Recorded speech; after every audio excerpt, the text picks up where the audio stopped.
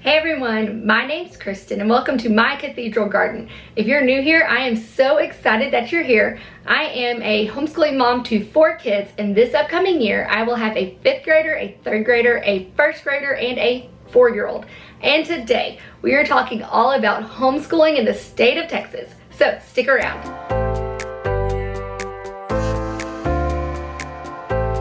As you already know, this video is a collaboration hosted by Christina from over at Rooted Homeschool and myself. And the idea for it just came from the two of us talking together about homeschooling, something that we are doing that is similar, but we are required to do that in completely different manners, so to speak. Christina, if you don't know, is in New York State, and they are required to do certain things that I am not here in Texas. And so we started talking about it and thought, wouldn't it be neat to make a playlist of people that are homeschooling from all different states and the requirements there. And so that's how this whole thing came about. And I'm so excited, and I feel like this is so needed because I'm interested to know what states are requiring certain things different from another. That's the beauty of the United States, is that we have a government system that has a federal level but also lets states kind of be autonomous, and it's just a really kind of cool way for a country to work and to run. And it, to me, really goes back to like the genius and the hard work of our founders. Anyway, so that is what today's video is all about. So if you are here from one of those other ladies' channels, thank you so much for being here, and thank you to all the ladies that are participating today. I am so excited to learn how you are homeschooling based on where you live. And guess what, guys? We just don't have people from the United States. We've got a couple from different countries, and so I'm just pumped. I'm ready to hear how we are doing this similar thing but required to do things so differently. So, I live and homeschool in the great state of Texas. If you don't know any Texans, probably the biggest thing you need to know is that the majority of us are all really proud of our state and of where we live. We think it is the best place to live. Now, in terms of homeschooling, that's actually really true. It's one of the very best states, one of the easiest states to homeschool in because it is not highly regulated. Texas is known as a low regulation state for homeschooling. There are only 3 requirements that you need to do as a Texas homeschool parent. So I'm going to walk you through what those are and what they mean and show you just how low the requirements are here in my state. The 3 requirements to homeschool in the state of Texas are as follows. Number 1, it has to be bona fide. Yes, that is the actual term that they used. And all they're trying to say is that it has to be authentic. You actually have to teach something. You cannot just bake cookies and say, we learned 4th grade math for the year because we covered fractions in one day. You actually have to teach them. And so the second requirement kind of bleeds into that one, and it is that you have to use a written curriculum of some kind. Now, it can be a book, it can be an online program, it can be something that you've put together, but you have to have something that you are teaching them from. And the third one is that you have to teach the 5 core subjects, and those are reading, grammar, spelling, math, and good citizenship or civics. Those are the only requirements to homeschool in the state of Texas. If you are hearing that and thinking, wow, that seems crazy, you're probably not alone. I sometimes think that too. But the reality is, I don't have to keep record of any of it. I don't have to keep record of attendance. I do not have to keep record of grades or of their work. I don't have to make a portfolio and send it off. I don't have a person coming in and checking up on all of our kids and seeing if they're learning anything or not. I am not required by law to do any of that. And we're going to talk here in a little bit about how that can have some downfalls, but the benefits greatly outnumber them. However, before we do that, I do want to touch on what you need to do if you want to homeschool in Texas, but your kids are already in the public school system. So, real quick, if you are wanting to start homeschooling, but your kids are enrolled at a public school, you do have to go and withdraw them. Now, I'm going to give you a website at the end of this, and it has a generic withdrawal letter that you can print out and give to the school, and that is it. If they try to make you come and do anything else or jump through a bunch of hoops, you are not legally required to do so. All you need to do is tell them that you would like to withdraw your child from their school. Now, if you have never sent your kids to public school, such as us, we started out in a private school, you don't have to do anything. You do not have to send a letter of intent to homeschool to the state or anything like that. You can just start doing whatever it is you want, whether that's homeschooling or private schooling. So I did want to let you know about that in case you were wondering what you need to do. As I stated before, there are some downfalls to not being required to prove anything. Now, they're not a lot, but I will say if you are a parent who is a first-time homeschooler, especially if you're someone that doesn't have an education background, it can kind of seem overwhelming maybe to not know if what you're doing is enough.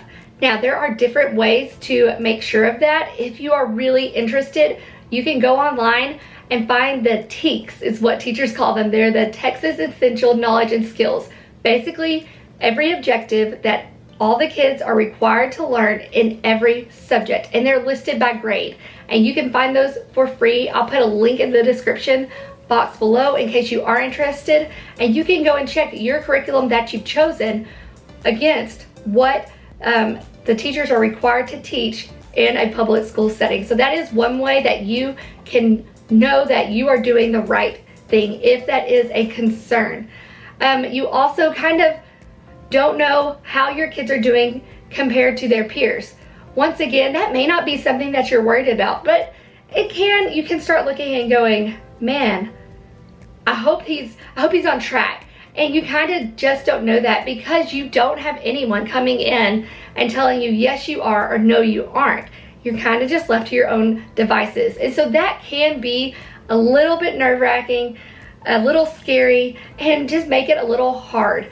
You're also just the sole engine that is chugging this train. There is no threat of another person or state requirement coming in and getting upset that you're not doing what you're supposed to be doing. And so sometimes it can be a little hard to not be lazy and think, well, it doesn't matter, nobody's looking at it anyway.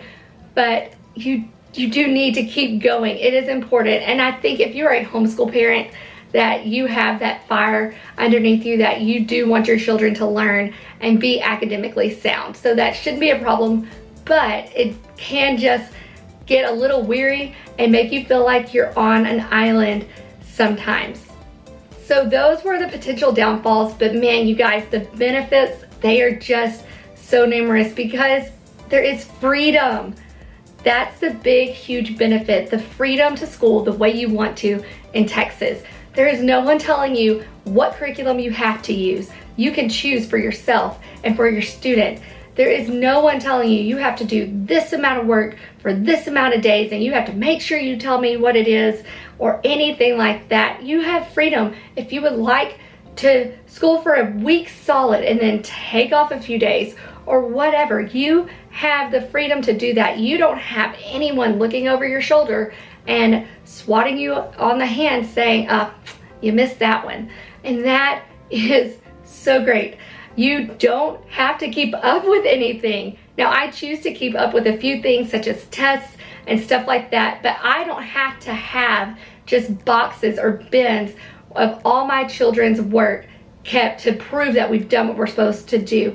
I do keep a folder and I stick tests in there and things that I think are important or that I might need or that they did well. I do try to do that, but I am not required to submit that to anyone, and that is huge, so huge, especially if you're not an organized person. I'm so glad I don't have to just keep up with all the things and follow all these requirements. I would be so scared I would miss something. Now, with the Lord, all things are possible. So I would do it, but it is an unorganized person's dream just about to not have to make sure you have all of these little things. So the freedom here to homeschool in the way you see fit, with nobody telling you, really crunching down and saying you must do that. Oh, it's so wonderful. And it's why Texas is one of the best states to homeschool in. It really is how they get their reputation for just the ease of homeschooling. So if you are new to Texas, or you are thinking about homeschooling and this is your first year, or you're just wondering, am I getting it right? Am I doing all the right things? There are a couple of places that you can go to. These are the websites where I got my information. Number one was the Homeschool Legal Defense Association, and that website is hslda.org. I want to make sure I'm getting all of that right. And you can go and look up the laws for states all across the nation and see and make sure that you're doing the right thing. If you are specific to Texas, you can go to the Texas Homeschool Coalition's website, and that is thsc.org. And you can find out more information there to make sure that you are doing all the right things. That is where you can get that withdrawal letter that I talked about earlier if you need it.